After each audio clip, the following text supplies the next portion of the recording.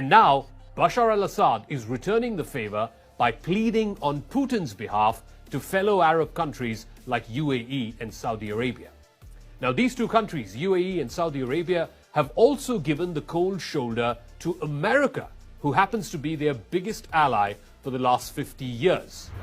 Both UAE and Saudi Arabia have refused to raise oil output, and it was not lost on Washington that both the leaders of Saudi Arabia and UAE avoided taking phone calls from US President Joe Biden.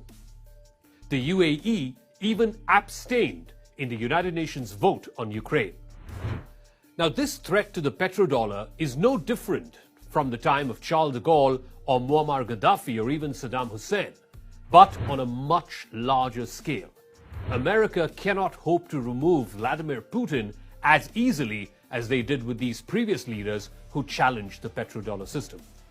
Now, what are the consequences of the United States and the European Union kicking Russia off the SWIFT banking transaction system? Will it hurt the Russian economy? Well, certainly in the immediate term it will. But removing Russia from SWIFT could be exactly what Russia and China desire. And here's why. The SPFS, or the System for Transfer of Financial Messages, is a Russian equivalent of SWIFT. It was been developed by the Central Bank of Russia. The system has been in development since 2014 after the US government threatened to disconnect Russia from SWIFT. There are now plans to integrate the SPFS network with the China-based CIPS network, which is the cross-border interbank payment system. Now, can you imagine the effect of that? If Russia is removed from SWIFT, the blow to the US economy, and more so to the economy of Europe, would be enormous. The vast majority of SWIFT transactions are settled in US dollars, and that simply helps solidify the dollar as the global reserve currency. This gives the United States tremendous influence over the world economy, and therein lies the real power. If Russia and China come up with an alternative system to compete with SWIFT, that will be a competing currency system, and it will further weaken the US dollar. Not to mention, Russia is the second largest exporter of energy, and China is the largest manufactured goods exporter.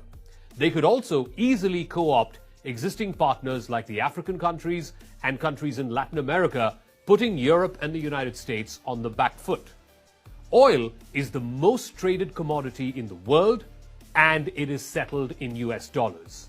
For the last 50 years, this petrodollar system has seen the rise of powerful Middle Eastern countries like Saudi Arabia, UAE, and Qatar. But now, if the world's largest exporter of oil, Russia, and the world's largest importer, China, come together, they don't need to settle in dollars, and this may just be the end of these multi-billion-dollar